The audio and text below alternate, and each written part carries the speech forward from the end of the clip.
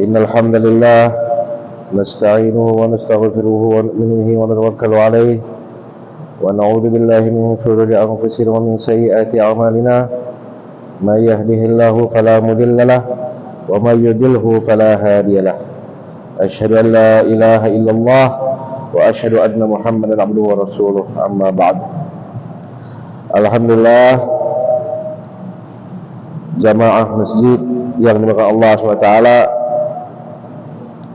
pada kesempatan ini saya akan membacakan beberapa hadis mengenai keutamaan ibadah. Dalam kitab ini, kitab namanya Kitab Majar Robe, isinya tentang hadis-hadis yang membuat kita semangat untuk mengamalkan ibadah. Nah, pada kesempatan ini saya akan menyampaikan hadis mengenai keutamaan meminum air Zam-Zam. Yang kedua, hadis mengenai keutamaan tinggal di Madinah. Dan yang ketiga, hadis mengenai keutamaan berziarah ke kubur Rasulullah SAW. Bismillahirrahmanirrahim. Thawabu syurbi ma'i Zamzam. Thawabu syurbi ma'i Zamzam. Pahala meminum air Zamzam.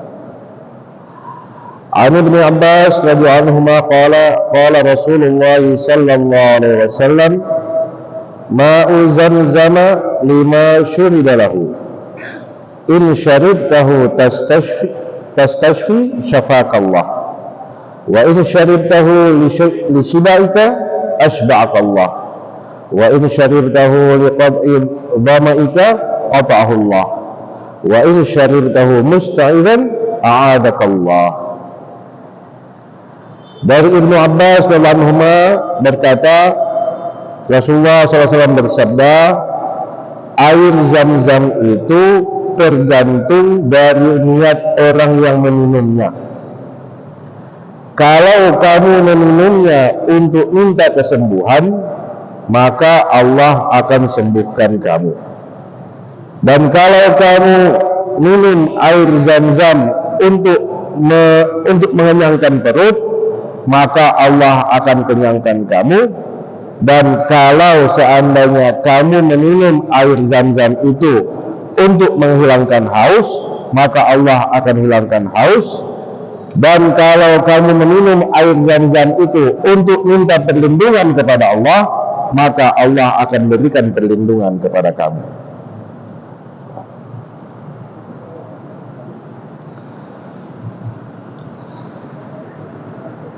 Maka Ibnu Abbas berkata, wa kana Ibnu Abbas radhiyallahu anhu idza shariba ma'a Zamzam qala Allahumma inni as'aluka ilman nafi'an wa rizqan wasi'an wa shifaa'an min kulli da'.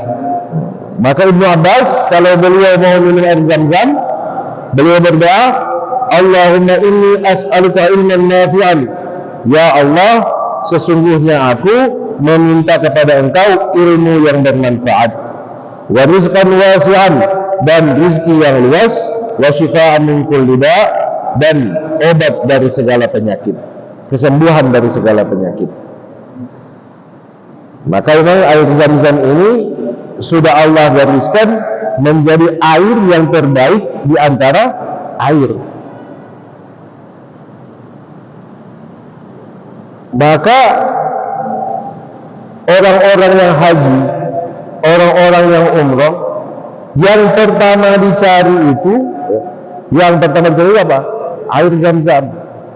Karena air Zam-Zam ini air yang tidak ada di tempat lain, hanya ada di Makkah. Air yang memang Allah muliakan, air yang memang Allah lebihkan daripada air-air yang lain.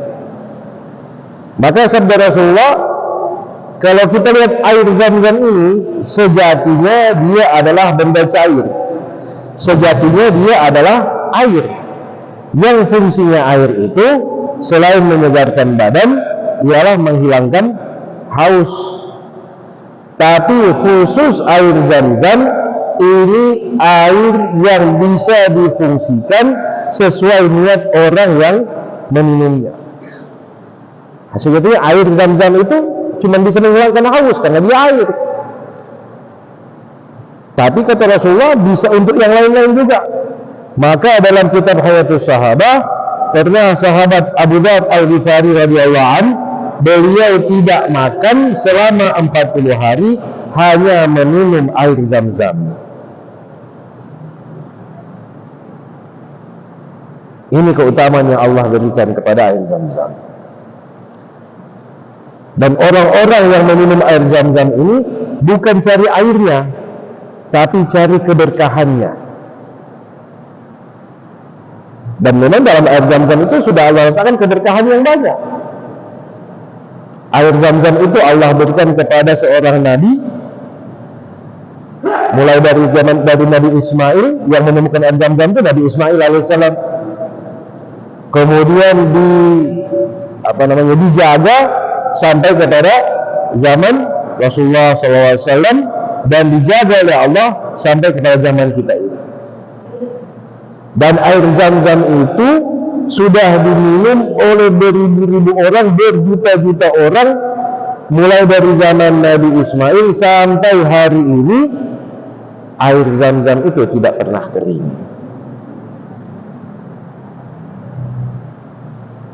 Karena memang air Zam-Zam ini Allah sediakan untuk umat manusia menyelesaikan segala macam kesulitan yang dihadapi oleh manusia dari segi jasmani.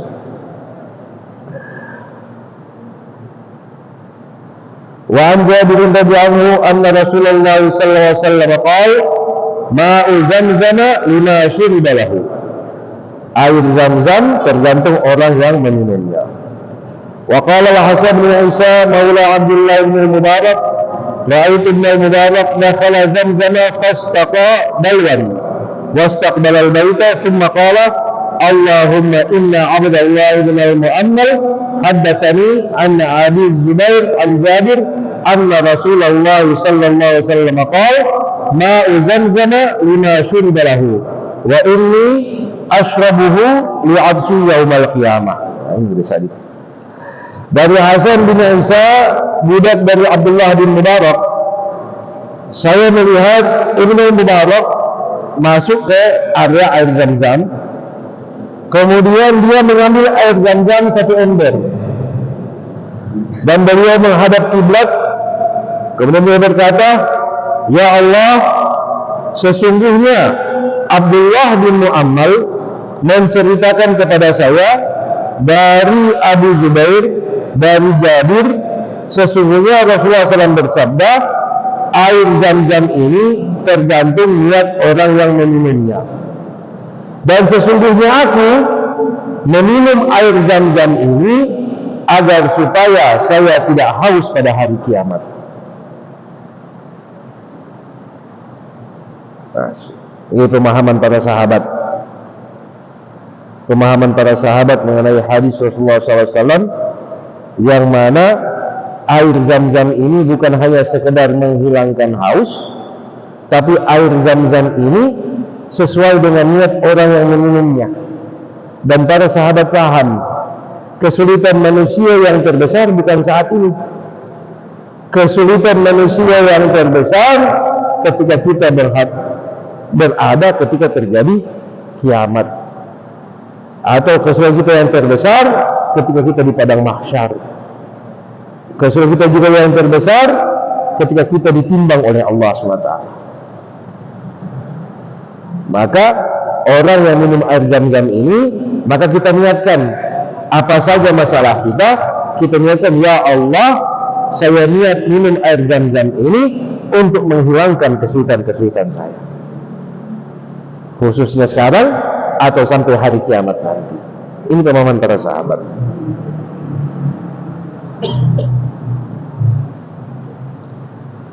Wa an Ibnu Abbas radhiyallahu anhu qala Rasulullah sallallahu alaihi wasallam khairu ma'in 'ala wajhil ardi ma'u Zamzam fihi ta'amut tu'mi wa shifaa'us suqmi. Dari Ibnu Abbas radhiyallahu anhu berkata, Rasulullah sallallahu alaihi wasallam bersabda, sebaik-baik air di muka bumi ini adalah air Zam-Zam. Di dalam air Zam-Zam ada makanan yang bisa mengenyangkan dan ada obat yang bisa menghilangkan penyakit. Jadi dalam air Zam-Zam itu, kalau sekarang yang dulu kita kenal apa? Kita kenal apa? Air alkali yang bisa menghilangkan penyakit ini, penyakit itu. Tapi sebelum ada air alkali, Allah sudah berikan kita sebaik-baik air, yaitu air Zam-Zam. Hanya memang orang yang tidak tinggal di Arab, untuk mendapatkan air ini kita perlu apa? Perlu mujahadah. Kita perlu ke sana mengambil air Zam-Zam, karena memang air Zam-Zam ini tidak disebarkan, tetapi ada beberapa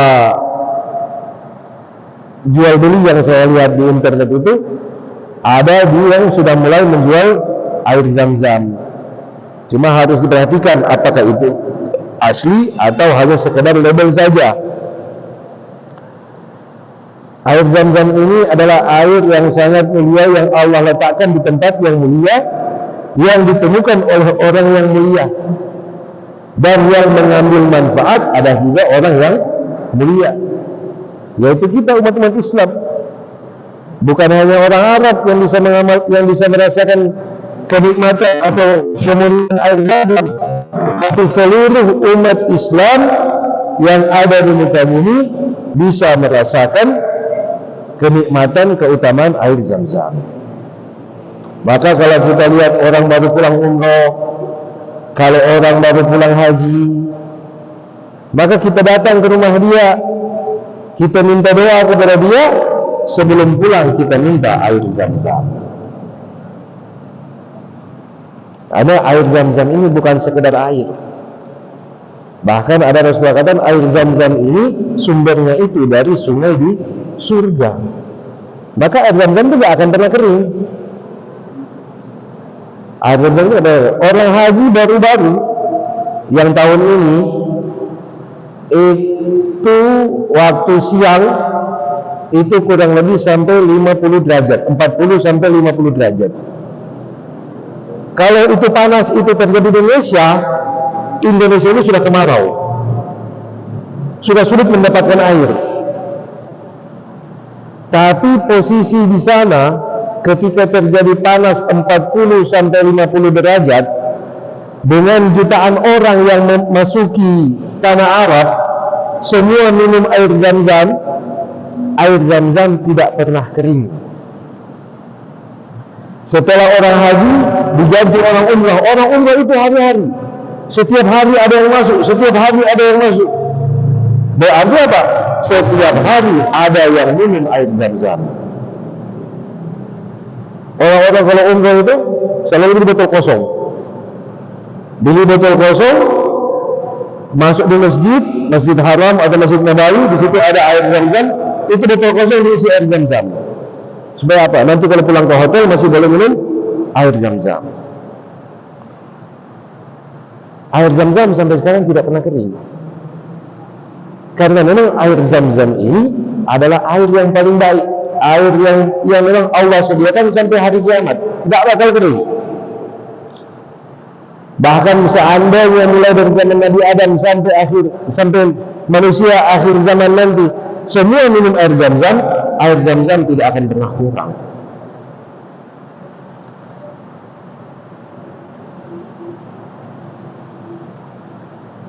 Kemudian terus kita masuk bab baru, thawabu suqnal Madinah Syarifah, pahala tinggal di Madinah Syarifah. An Sa'd radhiyallahu anhu anna Rasulullah sallallahu alaihi wasallam qala al-Madinatu khairul lahum law kanu ya'lamun la yad'uha ahadun raghbatan anha illa abadalallahu fiha man huwa khairun minhu ولا يثبت أحد على لآوائها وجهدها إلا كنت له شفيعا أو شهيدا يوم القيامة. رواه مسلم. Dari Sa'ad radhiyallahu anhu, sesungguhnya Rasulullah SAW bersabda, Madinah itu lebih baik bagi mereka kalau mereka mengetahui. Madinah lebih baik bagi umat Islam kalau mereka mengetahui.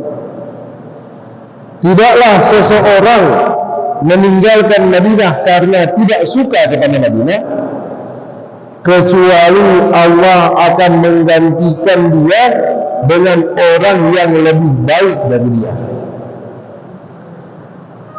Dan tidaklah seseorang menetap di Madinah walaupun dalam keadaan susah dan sulit, illa kuntu lahu syafi'an aw syairan yaumil qiyamah, kecuali saya, kata Rasulullah, kecuali saya akan menjadi pensyafaatnya atau saksinya dia pada hari kiamat.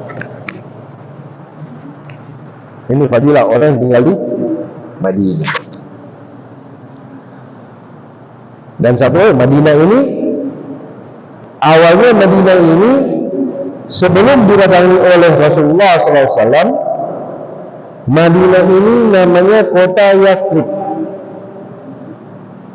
Yathrib itu artinya kehancuran, kota yang hancur, kota yang kumuh, kemarau panjang, tidak ada air, orang hidup di situ sangat sulit,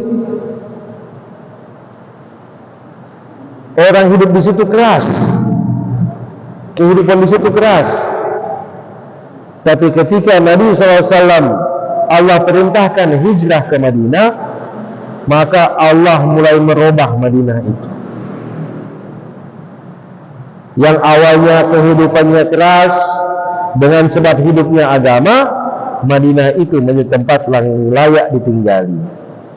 Orangnya suka tolong menolong, bantu membantu, tidak melihat orang lain susah mereka bantu, mereka lindungi. Awal sebelum ada dakwahnya Rasulullah, Madinah itu adalah tempat yang dikuasai oleh orang-orang Yahudi. Maka mereka bikin kerusakan. Dan memang orang Yahudi dari zaman dulu, kalau mereka menguasai satu daerah, mereka akan bikin kerusakan.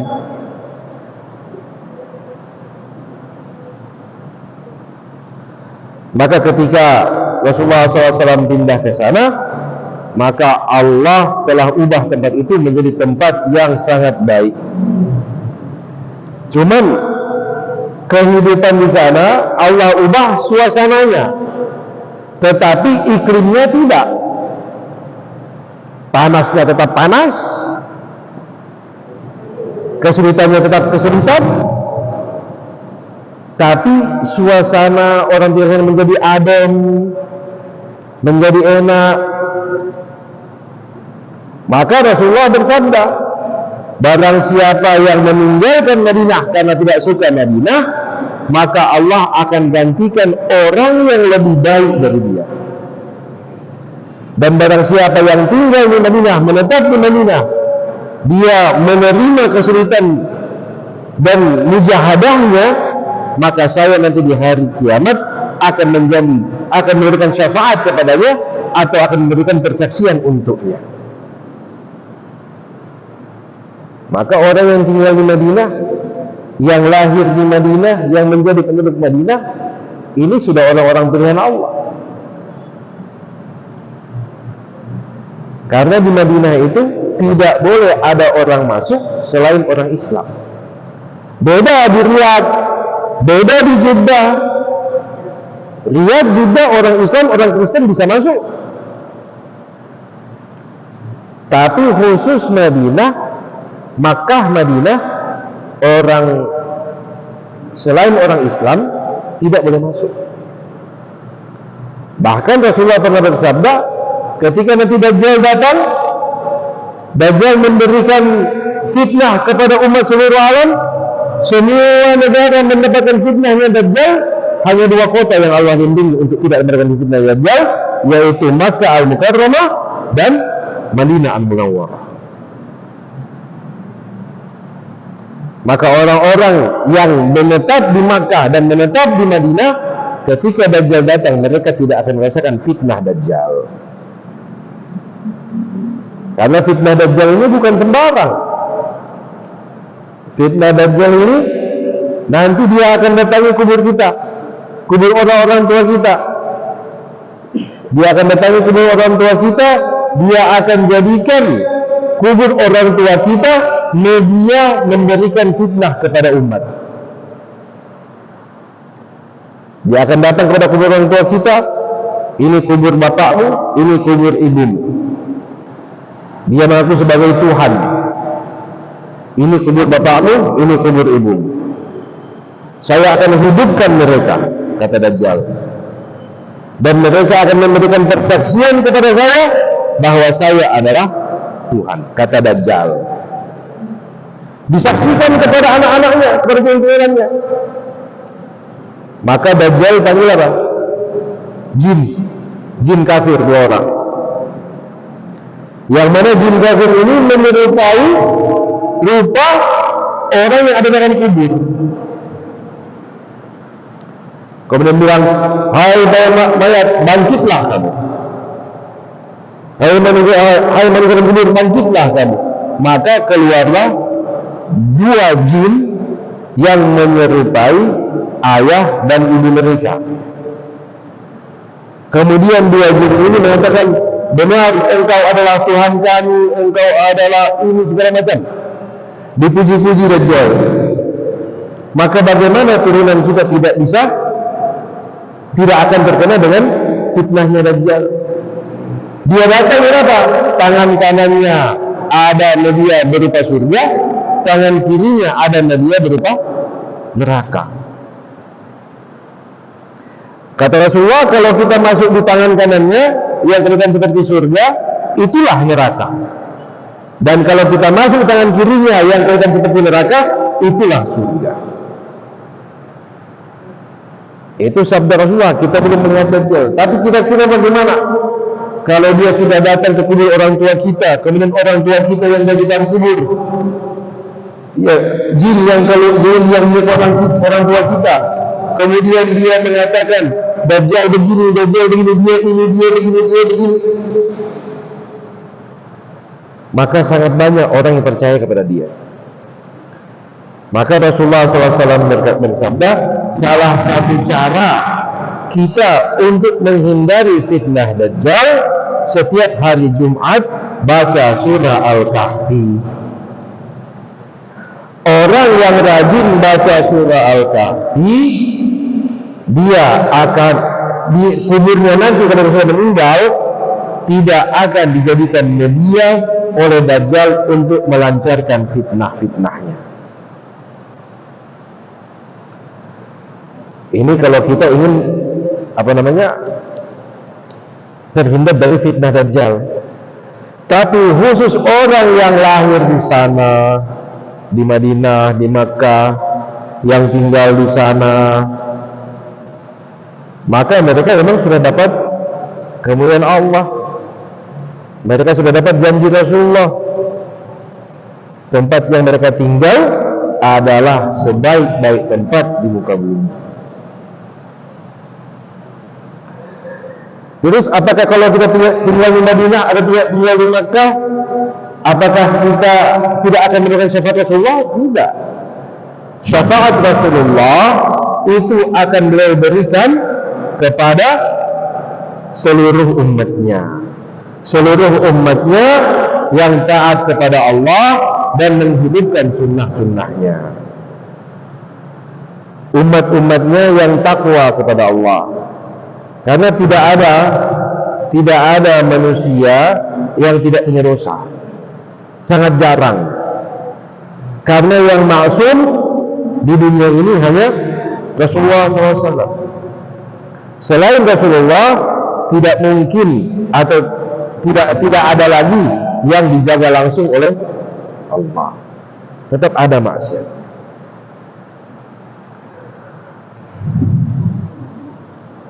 Wa an Umar radhiyallahu anhu qala qala al-ashabil Madinah qash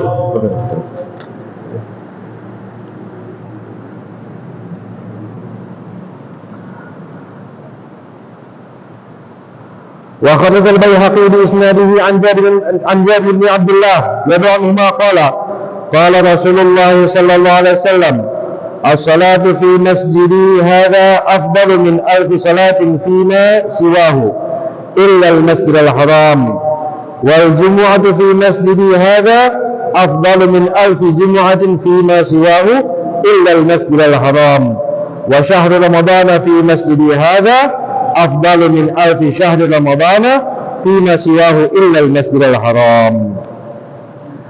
Imam Baihaqi meriwayatkan dalam kitab dalam sanadnya dari Jabir bin Abdullah radhiyallahu anhu berkata Rasulullah SAW bersabda, salat di masjidku ini, Masjid Nabawi, salat di masjidku ini lebih baik daripada 1000 salat di masjid selain masjidku kecuali Masjid Haram Makkah.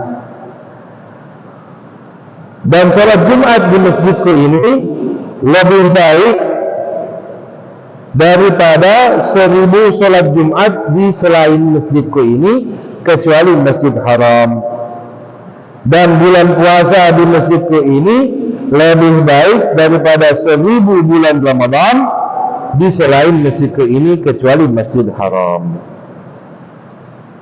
Jadi makanya amal-amal yang kita kerjakan, yang dikerjakan di Masjid Nabawi ataupun yang kita kerjakan di Masjidil Haram,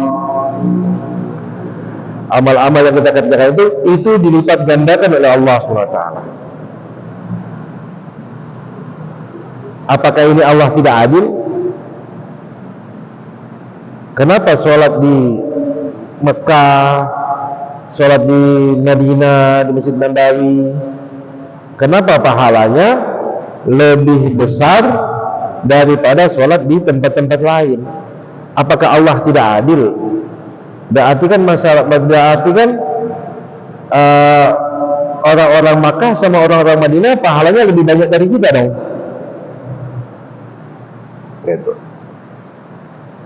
Yang pertama, Allah muliakan kedua tempat itu karena Allah sudah menentukan, Allah sudah takdirkan bahwasanya dua tempat itu Allah muliakan dengan sebab tempat itu dijadikan awal mula tersebarnya Islam. Karena yang paling mulia di muka bumi ini hanya apa? Agama. Orang, ada ustadz dan ada orang awam. Ini sama-sama manusia. Orang yang belajar ilmu agama sama orang yang tidak belajar ilmu agama, ini sama-sama manusia.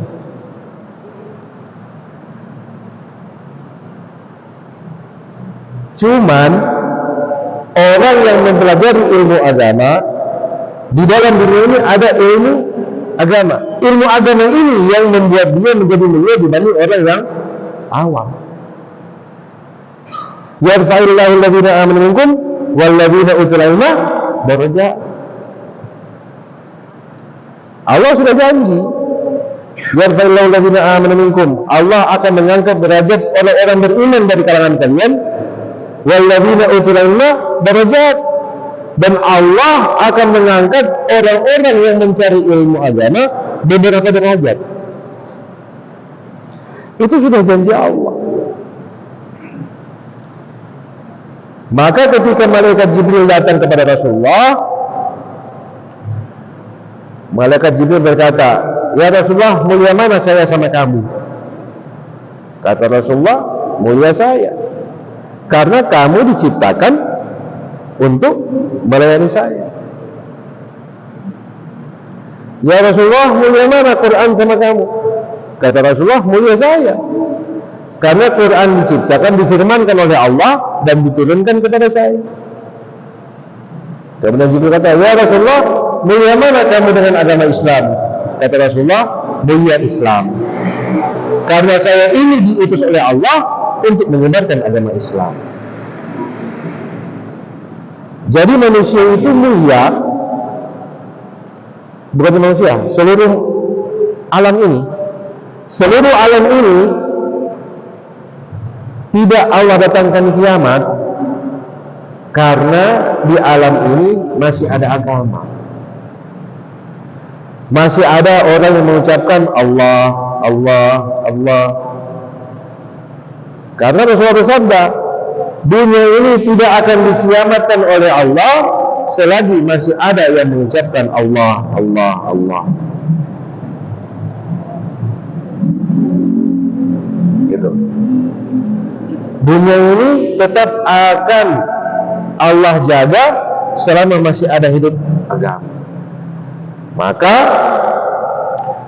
sebelum datang hari kiamat, Allah turunkan angin. Allah turunkan angin yang mana angin ini mengambil nyawa orang-orang yang benar-benar beriman. Jadi dunia ini, orang-orang beriman ini sebelum kiamat dipanggil oleh Allah semua. Orang-orang beriman yang benar-benar beriman. Jadi orang yang benar-benar beriman kepada Allah, dia sudah pasti tidak akan merasakan hari kiamat. Nanti Allah akan kirim angin. Anginnya itu kata Rasulullah lewat di bawah ketiak kita. Ketika dia lewat, meninggal. Maka orang yang benar-benar beriman, yang benar-benar takwa kepada Allah, yang menjaga sunnah Rasulullah, maka dia sudah pasti tidak akan merasakan kiamat.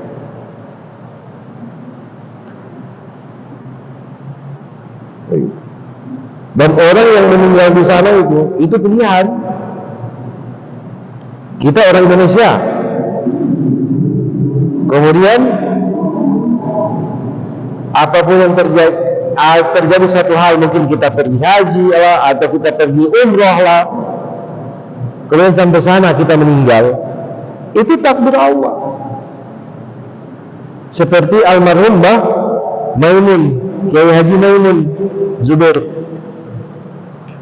Beliau itu umur 80 tahun ya, 90 tahun. 80 tahun. Nah, beliau itu umur 90 tahun. Mulai dari umur 0 sampai umur 90 tahun, beliau tinggal di Indonesia. Ngajar di pondoknya. Umur 90 tahun. Sakit? Ya, pernah sakit. Sudah tua. Tapi ketika beliau naik haji, Allah takdirkan beliau meninggal di Makkah. Yaitu pilihan Allah.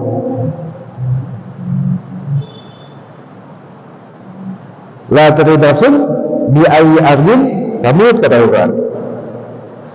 Seseorang itu dia tidak akan tahu di mana dia akan meninggal.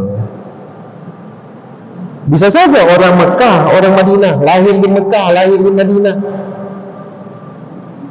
sudah lama tinggal di Mekah, tinggal di Madinah sudah lama, tiap tahun haji, tiap bulan umroh. Tapi kalau Allah tentukan dia tidak meninggal di Mekah sama di Madinah, dia tidak akan meninggal di Mekah dan Madinah. Seperti contoh tuh, ke ceritanya Nabi Sulaiman alaihissalam. Waktu itu Nabi Sulaiman bikin majelis, kemudian ada satu orang dipelototi oleh orang lain. Ada satu orang dipelototi oleh orang lain. Ini orang ini ada ikut majelisnya Nabi Sulaiman. Yang ikut majelis ini dipelototi oleh orang lain, sehingga yang dipelototi ini tidak nyaman.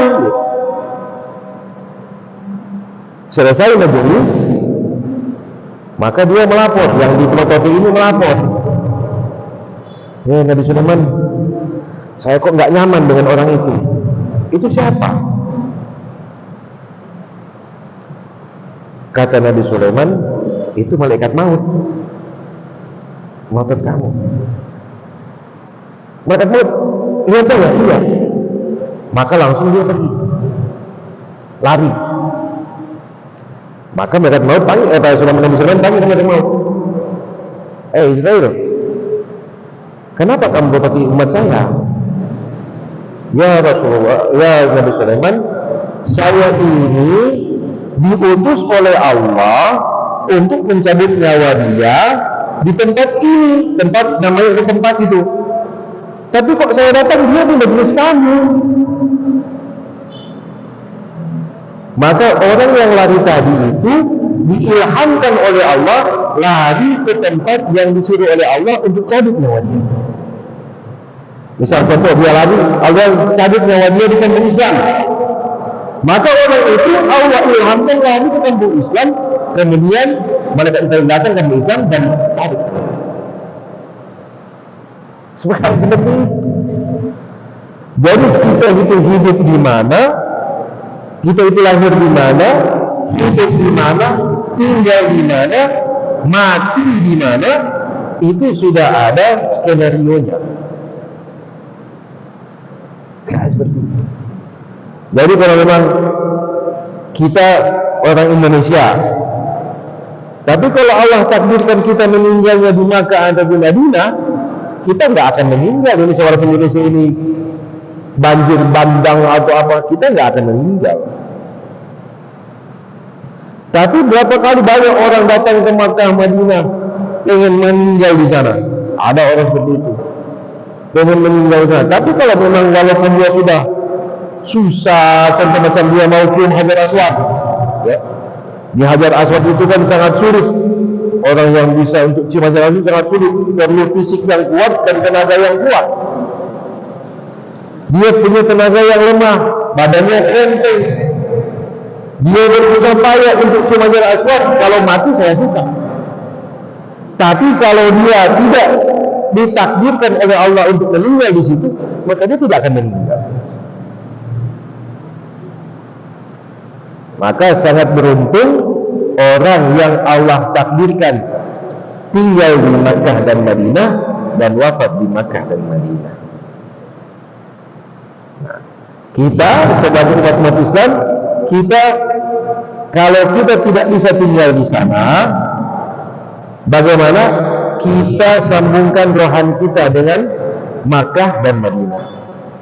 Kita cintai Makkah dan Madinah. Kita yakin dalam hati kita bahwa sebenarnya Makkah dan Madinah itu adalah sebaik-baik tempat. Ini kita spiritual. Kalau kita cinta dengan Makkah dan Madinah, insya Allah Allah akan golongkan kita sebagai ahli Makkah dan ahli Madinah. Dan Allah kuasa. Maka karena saking mulianya Madinah itu, maka dari itu di Makkah Allah taruh apa? Ka'bah, di Madinah Allah taruh kuburnya Rasulullah SAW. Sawabu man mata bil Madinah atau di Makkah wa ma jaa fi ziyarat qabr Nabi sallallahu alaihi wasallam. Pahala atau ganjaran orang yang wafat di Madinah dan Makkah atau Makkah, dan orang yang datang ziarah ke kubur Nabi sallallahu alaihi wasallam.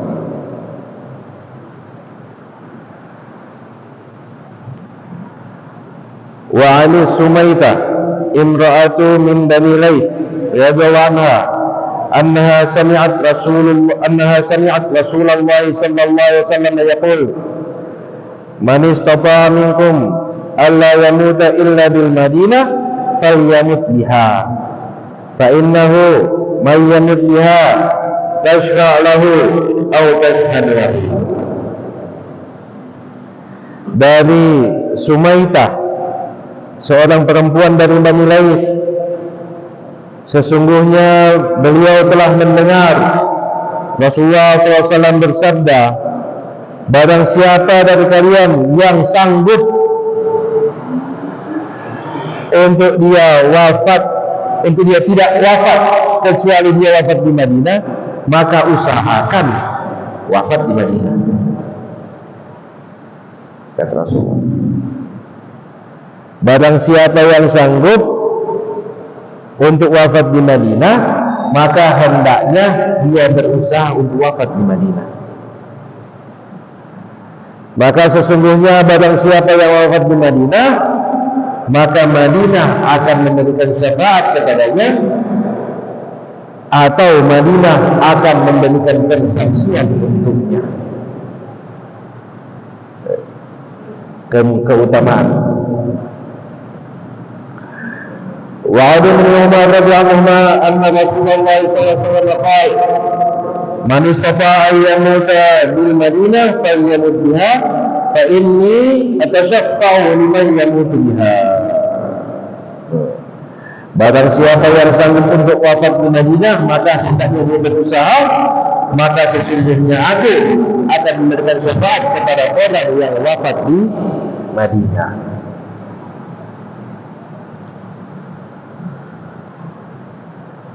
وقد البيهقي بإسناده عن أنس رضي الله عنه قال قال رسول الله صلى الله عليه وسلم من مات في أحد الحرمين بئس من الآمنين يوم القيامة ومن زارني محتسبا إلى المدينة كان في جواري يوم القيامة.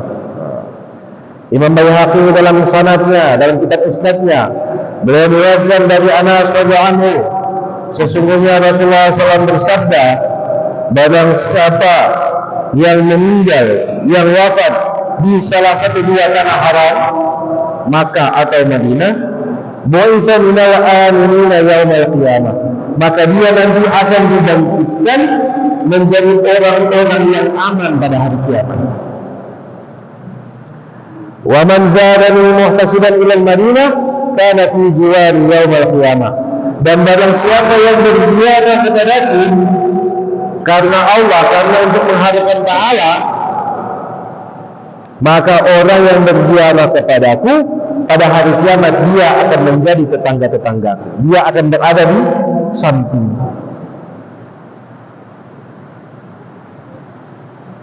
Ya, itulah keutamaannya Allah berikan kepada orang Madinah. Maka setiap orang muslim, setiap orang beriman yang umrah atau yang haji datang ke sana itu bukan untuk santai-santai.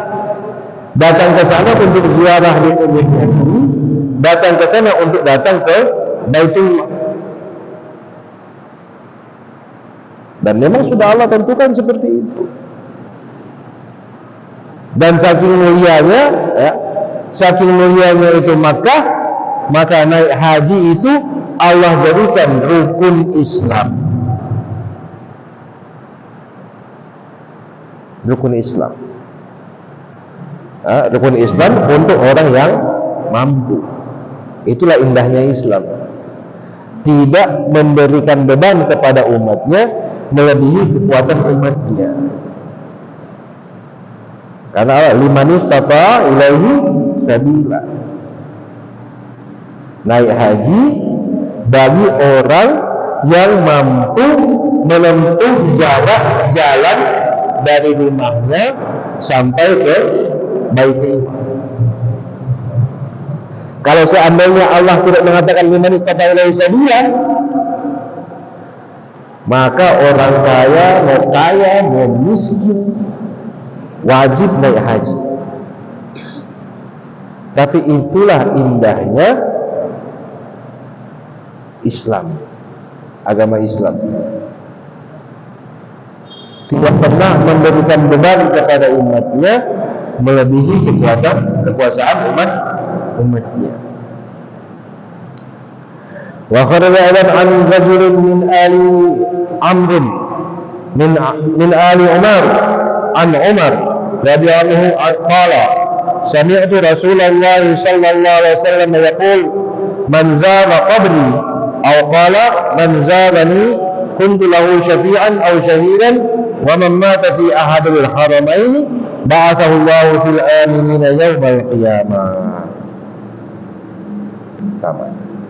وخرج الدارقطني والبيهقي أيضا عن رجل من آل حاتب لم يسمى عن حاتب رضي الله عنه قال qala Rasulullah sallallahu alaihi wasallam, man zarani ba'da mauti faka'annama zarani fi hayati, wa man mata bi ahadil haramaini bu'itha minal aminina yaumal qiyamah.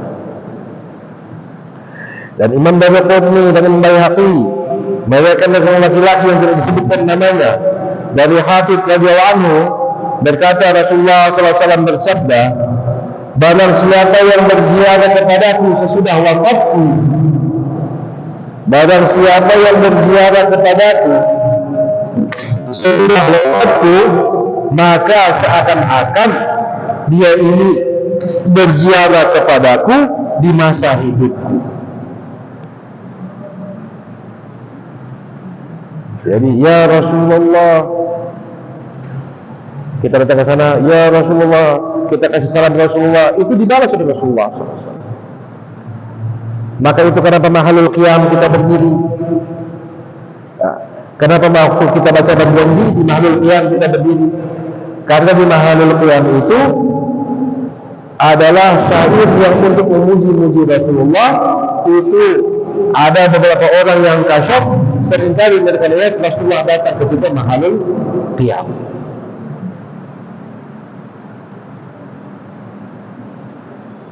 Maka Rasulullah ini hanya wafat zahirnya saja, wafat jasadnya saja, tapi rohaninya tidak pernah wafat. Bagaimana rohaninya Rasulullah bisa wafat? Sementara apa kata Rasulullah? Orang amal umat ini selalu ditampakkan kepada Rasulullah. Orang yang beramal puasa sunnah itu Senin Kamis, orang yang beramal puasa sunnah Senin Kamis, itu amal-amal mereka itu ketika beramal pada hari itu semua umat, walaupun tidak puasa, tapi setiap hari Senin dan hari Kamis itu Allah angkat amal-amalan kita dan diperlihatkan kepada Rasulullah SAW. Kalau Rasulullah SAW itu sudah wafat total, wafat zahir, wafat batin, maka buat apa Allah tampakkan amal kita kepada Rasulullah yang beliau sudah wafat? Batinnya beliau sudah tidak ada.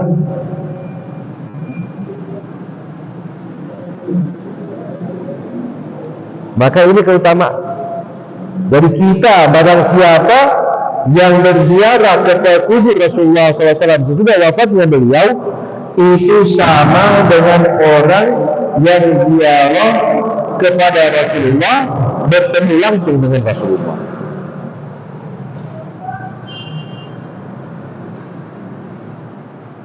Wa man mata bi ahadil haramaini bi'itha minal amina yaumal qiyamah. Dan barang siapa yang meninggal di salah satu dua tanah haram, dia akan dibangkitkan pada hari kiamat menjadi orang-orang yang aman.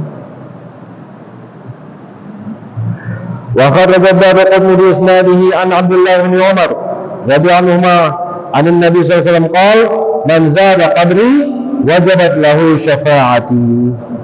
Masyaallah. Imam Daraqutni meriwayatkan dengan sanadnya dari Abdullah bin Umar radhiyallahu anhuma dari Nabi SAW, beliau bersabda, barang siapa yang berziarah ke kuburku, maka syafaatku wajib untuknya. Masya Allah. Barang siapa yang berziarah ke kuburku, maka syafaatku wajib untuknya. Masya Allah. Jadi untuk mendapatkan syafaat Rasulullah ini gampang-gampang susah. Maka kita ini sebagai umat Islam harus punya niat. Orang yang cinta kepada Rasulullah harus punya niat. Selain menghidupkan sunnah-sunnah Rasulullah, dia harus punya niat ingin bertemu dengan Rasulullah SAW.